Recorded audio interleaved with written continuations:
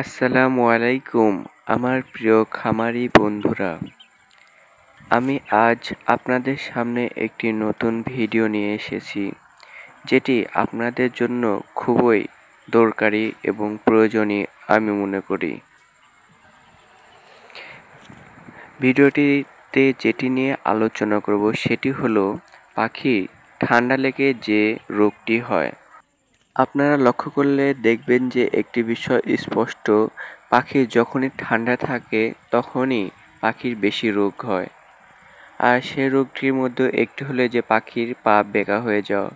পাখির পা বেঁকা হয়ে যাওয়ার কারণে পাখি ঠিকমতো লড়তে পারে না, খেতে পারে না এবং চলাফেরা করতে পারে না। তবে আমার প্রিয় খামারি বন্ধুরা, আপনার পাখি যদি এরকম হয় আপনি টেনশন নেবেন না, কারণ এটি হওয়ার মূলত কারণ হলো পাখির গায়ে ঠান্ডা লাগা। আর এই ঠান্ডাকে গরম করার জন্য আমি একটি ওষুধ সম্পর্কে আপনাদের সামনে আলোচনা করব। সেটি হলো স্ক্রিনের সামনে দেখতে পাচ্ছেন মাইক্রোকনিট, আর আরেকটি হলো ডক্সেভেট।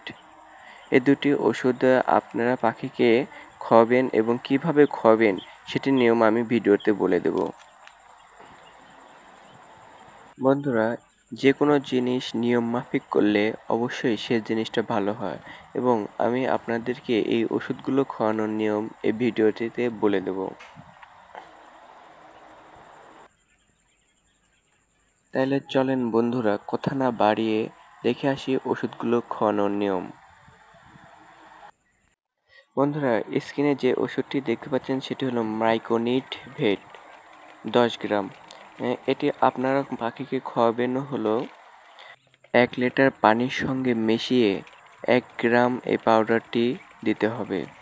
শুধু 1 লিটার পানির সঙ্গে 1 গ্রাম পাউডার দিতে হবে তার সকালে। আর যদি আপনার পাখি বেশি আক্রান্ত হয় তাহলে এই যে স্ক্রিনে দেখতে পাচ্ছেন ডক্সি এভেট, এই পাউডারটি আপনি সন্ধ্যাবেলায় 1 গ্রাম 1 লিটার পানির সঙ্গে আবার মিশিয়ে পাখিকে খাইয়ে দিবেন। ইনশাল্লাহ আপনার পাখিগুলো অনেক তাড়াতাড়ি সুস্থ হয়ে যাবে।